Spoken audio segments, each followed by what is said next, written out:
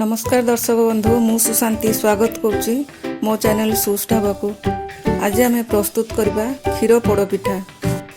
गोटे ग्लास अरुआ चाउल को पानी रे 4 घंटा एमती भिजेकी रखी। चीनी हाफ कप नहीं, 3 स्पून गुआ घी नहीं, गोटे ग्लास क्षीर, किछि छोट छोट कटाई नड़िया, काजू किसमिस, हाफ कप नड़िया करो। मिक्सिंग जार रे चाउल एवं हाफ कप नड़िया करो किछि पानी दे ग्राइंडिंग करदबा। भल भाव स्मूथ पेस्ट बनईदबा। बर्तमान गैस ऑन करी गोटे पैन रे गोटे स्पून घी देदबा। से काजू किसमिस को हल्का भाजी दे गोटे प्लेट को बाहर करदबा।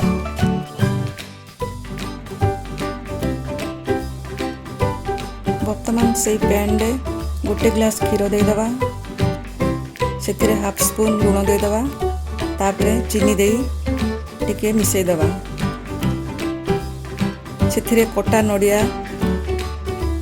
एमती चलाउथिबा गुजराती गुंड देदबा। एमती चलाउथिबा क्षीर टिके फुटी आसिले गैस को लो फ्लेम करदबा। चाउल बटा को नहीं आस्ते आस्ते मिसेबा। एमती चलाउथिबा एमती बराबर घांटी चलुथबा। जंतुणीटी न लगे गोटे स्पून घी दे भल भाव घांटी दबा। आस्ते आस्ते जंतुणी बहलिया ही आसुची। टिके पानी दरकार पड़ला से मु गोटे कप पानी देदेली। आउ टिके भल भाव मिसई दबा। जंतुणी हो गलानी एबे गैस बंद कर दबा। आउ गोटे पैन रे घी दे सबुआड़े लगे दबा। तापर से चाउल जंतुणी को नहीं सबुआड़े साइज कर दबा।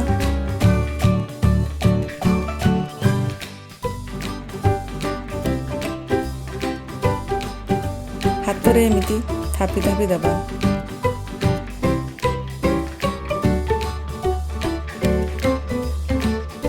ता ऊपर नड़िया कर काजू किसमिस दे